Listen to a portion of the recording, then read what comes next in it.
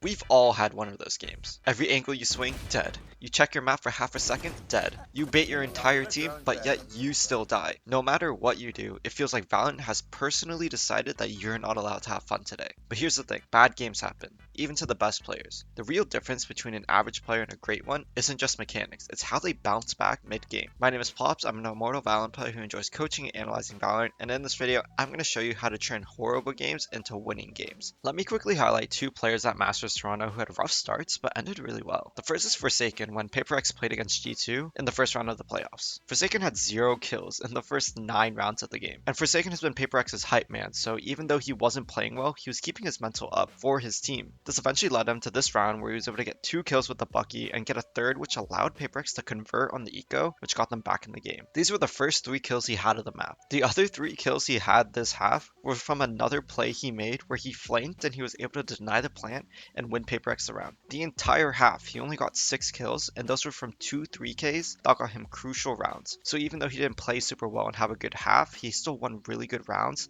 that allowed PaperX to win the game. The next is Juicy, and this is how his first half went against Gen G. Fnatic previously, and now we are going to be first on the chopping block, potentially. There's a lot of pressure on mid, and with texture on that deep line, they're safe. Karen, how are you hitting that? Karen in particular. Stand for the man here. 5 and 1. Yeah, that's right, he went 1 for 11 in the first half, but Wolves were able to bring it back, and that's importantly due to Juicy. He didn't get tilted and he stepped up big, getting 11 kills in the second half, but more importantly getting 3 first bloods with 0 first deaths across the entirety of the second half. The first thing I do when I realize I'm playing badly is I unbind tab. Seriously, it sounds dumb, but it works. Every time I die, I instantly hit tab. I'm constantly comparing myself to the rest of my team and keep on reminding myself of how bad I'm doing. All this does is kill my mental and kill my confidence even more. You don't need that. The scoreboard is a trap. It makes you hyper fixated on your performance rather than the game itself. So unbind it. Take the match one round at a time and just focus on your decisions and not your stats. Next, rebuild your confidence. What's really happening in a bad game is in your head.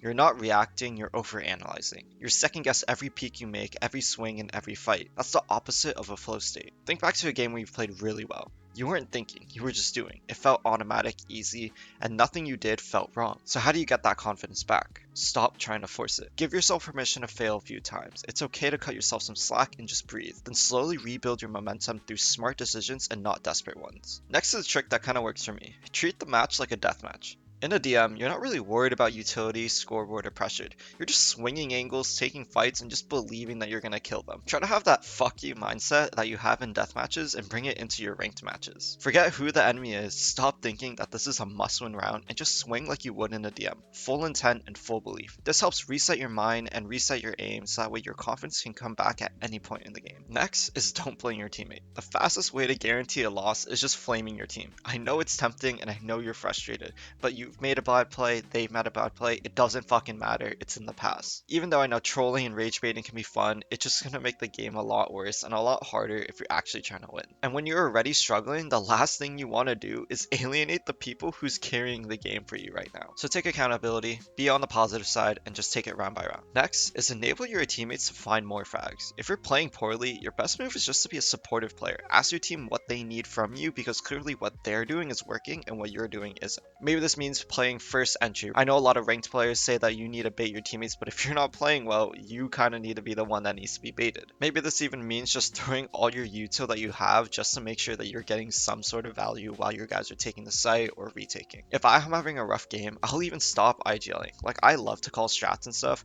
It keeps me in control and engaged, but it feels like I'm dragging my team down. So I just shut up and listen. I let someone else take the lead, I ask what they need me to do, and just try and listen and play off what my team is trying to do because clearly what they're doing is working. Doing this helps me focus on exactly what I need to do to help my team win the round, even if it's just getting a trade or just throwing some util correctly. Next is kind of an underrated mindset shift. Bad games are actually your best time to learn and improve. When you're constantly dying, it's easy to make excuses like they were holding, my timing was bad, or they're just better. But those don't help you improve. You need to shift from excuse making to self-review. Start asking yourself, what was the goal of your peak? What were you expecting to happen? What was the plan for what happened after? Was there a better option you could have taken? You don't have to overanalyze every round, but just pause for a second after each death, reflect and reset. This kind of in-the-moment learning helps you adapt mid-game instead of tilting. And adapting is how you turn bad games around. Because every game you play against new people, they're going to peak differently, swing differently. So this means that everything you do can't be applied to every single game. You look at each round by round, and just see what works and what doesn't, and maximize what is working. Next, you need to take yourself out of the game. When you're tilted and die, I know exactly what you do.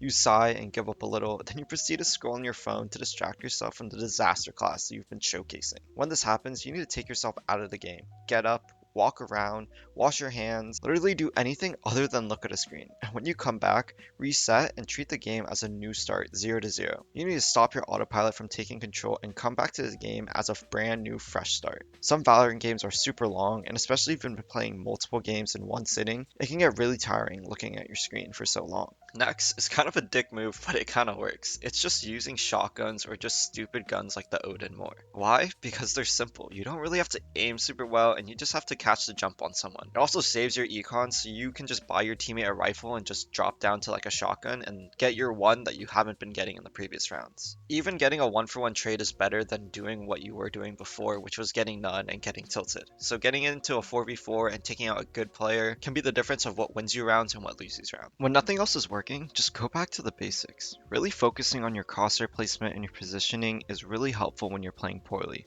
Don't just try and aim duel the 27 and 4 I miss you jet. Get yourself into a good position and hold good angles. Think about your timings and make yourself hard to clear. Remember, you don't need to outfrag the entire enemy team. You just need to get your one and help your team get a couple rounds to get your team across the line. Remember to take your time with your shots and don't try to rush kills because you haven't been playing well. The best way is to let them come to you and capitalize when they make a mistake, rather than having to adjust for when you make a mistake yourself. Alright, lastly, celebrate every kill. When you're in a deep slump, one kill can feel like a miracle, so treat it like one. Part of escaping a bad game is embracing the mess. Laugh at the fact that it took you 8 rounds to get a single frag. Hype yourself up for a simple trade. Celebrate that clean 2k like it was a clutch. I know it might sound small, but the tiny bit of emotional boost can shift your mental. Bad games snowball negatively when you let the pressure build. But when you celebrate any success, even when it's small, you start to reverse that snowball. You bring some of that confidence back, loosen up, and suddenly you're not having a bad game anymore. Turn embarrassment into motivation. That one frag just might be the start of your comeback. Could have been 30, could have been a G. Should have never snitched. Why you took it to police? Started looking